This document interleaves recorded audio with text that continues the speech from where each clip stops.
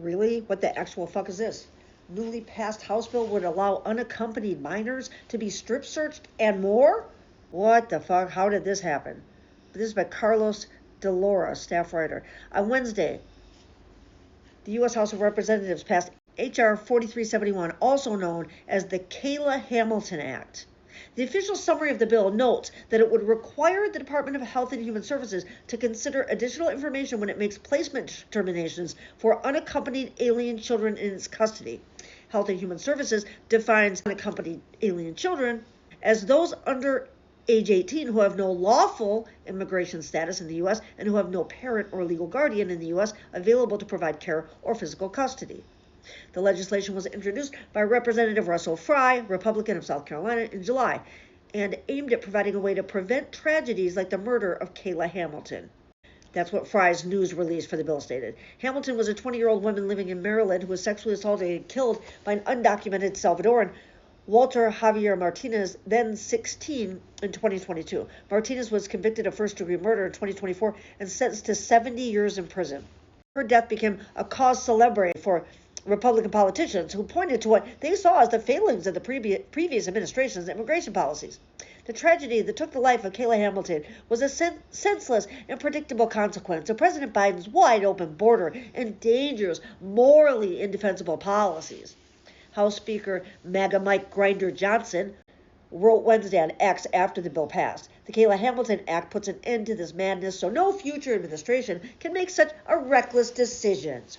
The bill passed by a vote of 225 to 201, with all 218 voting Republicans in favor, as well as 7 Democrats, including Texas Reps Vicente Gonzalez and recently pardoned Henry Cuellar.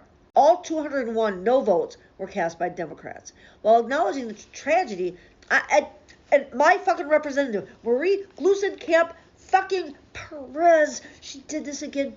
She was never a Democrat. She's like Trump, who stole the Republican Party from the Republicans, just took it over with his rabid base of, I'm telling you, Hillary Clinton didn't go far enough. She didn't go far enough with deplorables, as we all see now.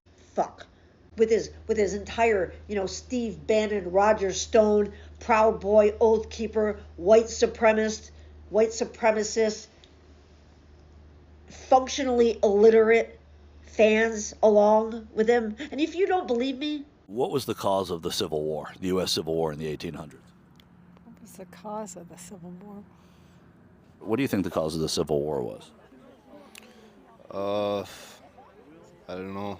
What would you say is the cause of the Civil War? The Civil War? What caused the Civil War? They mostly... I'm thinking of the first war when we became Americans. And then we had a Civil War. What do you think caused our Civil War? Sin, I suppose, There was something evil. Mankind is hard on each other, man. Yeah. And what do you think, sir, was the cause of the United States Civil War? Of the Civil War? Well, let's see. The North and South, they couldn't get along. It could happen here, too. Do you think we're near that? Hear what? Do you think we're getting toward a Civil War again? The good Lord only knows, but I think, if he thought it was going to end up this way, people are supposed to get along, aren't we? We're all Americans, not just Democrats and Republicans. What do you think is the cause of the Civil War, the U.S. Civil War? Well, I think the Democrats are pushing the race issue extremely far. I had a black man at my door the other day. I don't have an issue with race. And this clip goes on for a long time. Yeah, those people. They stole the Republican Party. They took it over.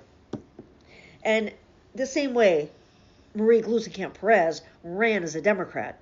And she won, of course, because she was running against ideologically war-damaged Joe Kent. So she's voted Republicans too many fucking times. And I won't vote for her again. So Mehta noted that the bill skirts existing judicial structures to execute its proposed actions. It gives the Secretary of the Department of Homeland Security, who is not a judge, the authority to declare a child as a flight risk and put them in a secure facility, meaning a prison, concentration camp, with no evidentiary standard or basis, she said, referring to the Department of Homeland Security. Meta claimed that the new act bypasses the Administrative Procedures Act, which ensures that a governmental body's actions comply with applicable law. This basically means that the federal government can create new regulations related to the detention of vulnerable kids without any notice, so there's no opportunity for medical experts or child welfare experts to weigh in, she said. So Meta sees H.R. 4371 as an extension of the current administration's continued attack on vulnerable children. The government has tried to get National Guard troops and local police to identify unaccompanied kids, she said. There are hundreds of unaccompanied children in detention, including kids that were at home with their parents, with their loved ones, and were put in detention, ostensibly to protect them. Really is a part of a larger narrative of blaming the Biden administration for missing children, but also for criminalizing and vilifying kids. She added that the bill would subject children to invasive body searches so that authorities can determine whether a child is a gang member based on tattoos or other markings. A lot of these children are victims of serious violence, including gang violence and sex trafficking, Meta said. They are put in the worst possible facilities with very limited access to lawyers, where they are away from their family and trusted adults and don't have any access to quality medical care or other basic services. Immigration officials' discretion on what qualifies as gang affiliation has long been questioned.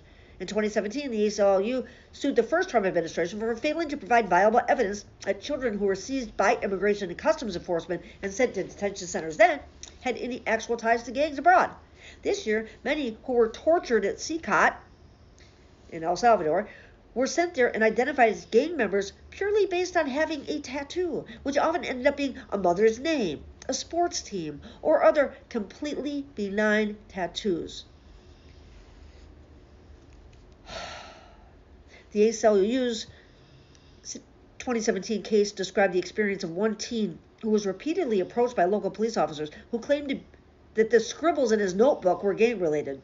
The teen was subsequently picked up by ICE and sent to several detention centers without officials providing hard evidence of gang affiliation. The idea that we can trust these authorities, to examine a child's body, which itself is a traumatic event, especially for those children who have been sexually assaulted, and then decide based on an immigration official's identification of a tattoo that children are gang members and should be locked away and subjected to prison detention, is appalling and dangerous. This legislation will now go to the Senate. God, I'm just fucking Marie, oh Marie. I said Marie.